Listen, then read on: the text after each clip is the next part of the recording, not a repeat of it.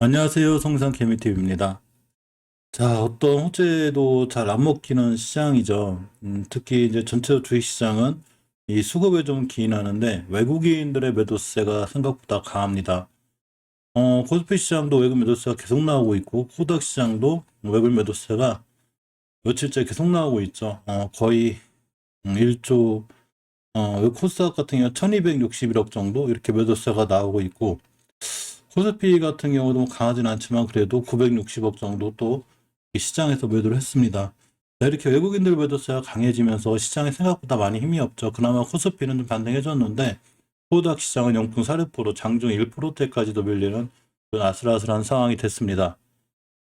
하지만 우리가 언제까지 시장이 이제 끝도 없이 올라가지만은 않듯이 또 시장이 언제까지 끝도 없이 떨어지지만은 않아요. 이제 조금 불안한 건 이제 러시아 우크라이나 사태가 좀 진정되길 바라는데 각국에서 좀 회의도 좀 하고 하니까 좀 지정학적 리스크가 좀 사라졌으면 좋겠습니다. 러시아가 압박을 가할 만큼 가했는데 실질적으로 전쟁이 일어난다거나 이러면 증시에 꽤 크게 악영향을 끼칠 수 있기 때문에 좀 조심스럽게 좀 봐야 되지 않나. 시장을 너무 이렇게 무리해서 이렇게 투자하는 것보다는 조금은 좀 관망 안정세가 될 때까지 지정학적 리스크가 좀 안정이 될 때까지 좀 관망하는 게 좋지 않나 이런 생각을 가져봅니다.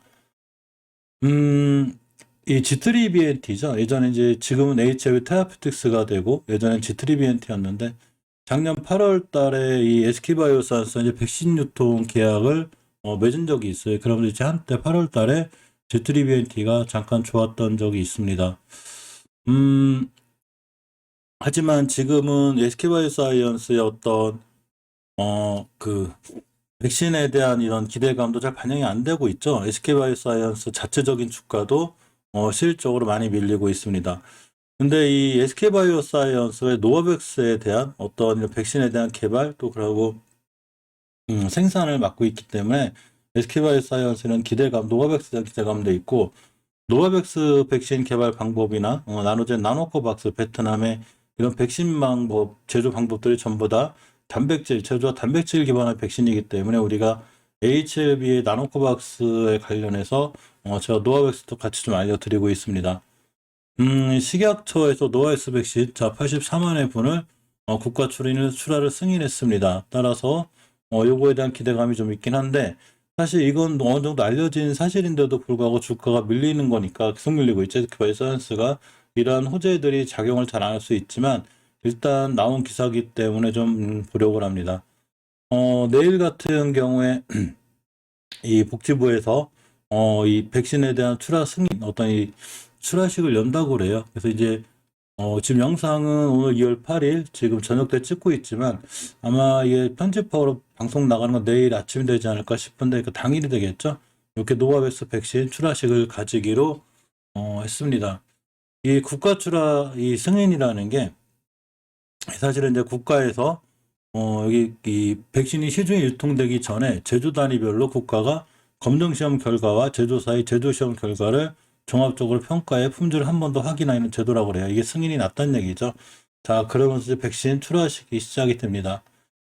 오늘 파미셀에 대한 제가 얘기도 말씀드렸었는데 이 파미셀도 보면 오늘 시장이 안 좋은데도 불구하고 조금 이제 올라가 줬는데 사실은 이 매출 부분이라든가 영업이익 부분이 대단하게 좀 크게 났습니다. 그럼에도 불구하고 주가는 바닥이죠. 물론 전 이 3거래일 전에 23%대 급등했다가 지금 오늘도 좀 급등해졌는데 내일 좀 두고 봐야 되겠죠. 더 갭을 띄어서 올라갈지 아니면 떨어질지 실적으로 실적 발표와 함께 어느 정도 선반영 됐다고 보고 떨어지는 주식들이 좀 많은 것도 사실입니다.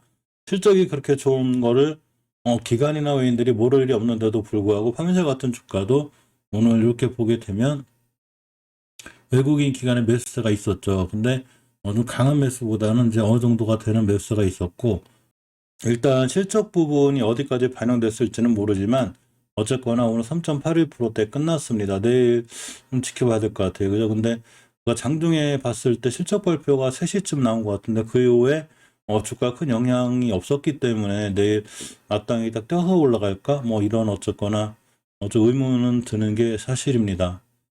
SK바이오 사이언스 이제 시간에서 좀 밀리긴 했는데 지금 추세는 완벽하게 깨져 있죠. 하향으로. 그러고 전월의 저점이 15만 7천 원인데 여기까지도 위협할 수 있는 좀 위험한 상황인데, 사실 SK바이오사이언스의 이 매출이 대단하죠. 지금 보면 창사 이 3년 만에, 어제 난 뉴스인데, 매출은 1조를 육박하고 있습니다. 사상 최대 실적을 거뒀고 영업이익이 4,742억 원. 금방 말씀드린 노아백스라 이런 또 이탁 생산 영향도 좀 있고, 상반기 이제 올해죠. 올해 상반기에 좀 자체적으로 백신화가 목표도 있습니다. 자, mRNA 플랫폼 개발 및 M&A의 어떤 추진도 있는데, 그럼에도 불구하고 주가는 엄청나게 밀리고 있죠. 그러니까 얼마나 이 우리가 수급을 좀 잘 봐야 되는지를 알아야 되고, 이 투자자의 동향을 보면, 자, 이렇게 기관들이 계속해서 매도를 하고 있습니다.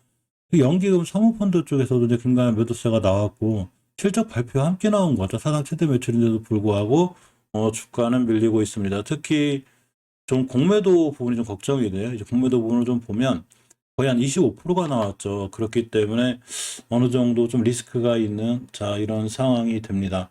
따라서 물론 노바백스가 바로 출하된다고 그래서, 그리고 또 상반기에 SK바이오사이언스의 어떤 백신이 금방 나온다고 그래서 HLB 테라피틱스의 어떤 바로 좋은 효과를 줄 것 같지는 않지만, 그래도 어쨌거나 지금 주가가 바닥인 상태에서 G320 HLB 테라피틱스 주가가 굉장히 바닥인 상태죠. 그런 상태에서 상반기에 어떤 이런 본격적으로 좀 가시화가 된다면, 우리나라 최초의 백신인 SK바이오사이언스의 백신이 어떤 가시화가 되면 HLB 테라피틱스의 주가에 좋은 영향을 줄 수도 있지 않나 이렇게 생각해 보고, 또 3월 달에 기대되는 게 나노코박스에 대한 기대감인데, 사실 예전에도 HLB는 이런 것 기대감으로 많이 올라왔었죠. 올라왔다가 지금 굉장히 지지부진한 승인 때문에 뭐 예전에 승인 받기 전 기대감 이하로다가 지금 무너져 있는데, 3월 달에 한번 승인도 이 나눠준 베트남에 나눠준 나노코박스에 대한 승인도 좀 기대를 좀 해봐야 될 것 같습니다. 어쨌거나 주식이 너무 높은 데가 아니기 때문에 대바닥권이죠. 전부 다 HLB 수명과 단지 우리나라 이제 제약바이오를 전체적으로 공매도를 엄청 외국인들이 심하게 하고 있기 때문에 사실은 거기에 조금 어떤 HLB도 피해를 보지 않나, 이런 생각을 좀 해봅니다.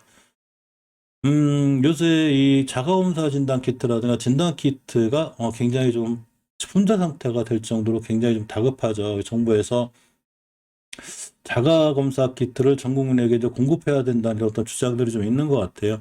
자, 이렇게 보시면 오미크론 변이 유행으로 인해 자가검사 키트를 전 국민에게 공급해야 한다는 주장에 이렇게 이제 국회 의견에 따라서 정부에서 검토에 답변한다고 합니다. 사실 실제로 정부에서 자가검사 키트를 이제 마련해 줄 경우 이 진단 키트 관련들이 어떻게 움직일지는 잘 모르겠어요. 하지만 전체적으로 진단 키트 관련해서 어제도 제가 영상에 알려드렸지만 너무 고평가되어 있거나 너무 높은 종목들은 좀 불안해요. 근데 고평가되어 있거나 높다는 종목들은 월봉에서 보시면 돼요. 월봉에서 예전에 벌써 이렇게 진단키트 관련주들이 이런 이슈를 핫했는데 높은 위치에 있다면 그냥 불안한 거고, 지금도 많이 올라갔다가 중간에 올라가는 과정들이 있는 종목들이 많기 때문에 앞으로 리오프닝이 된다거나 조금 이제 코로나가 좀 잠잠해질 경우 진단키트 관련주는 크게 무너질 수 있으니까 반드시 단기적인 성향에서 이렇게 조금씩 대응하는 게 좋고, 중장기로 끌고 가기에는 진단키트 관련주들은 약간은 좀 무리가 되는 이런 상황이 되지 않을까 싶습니다.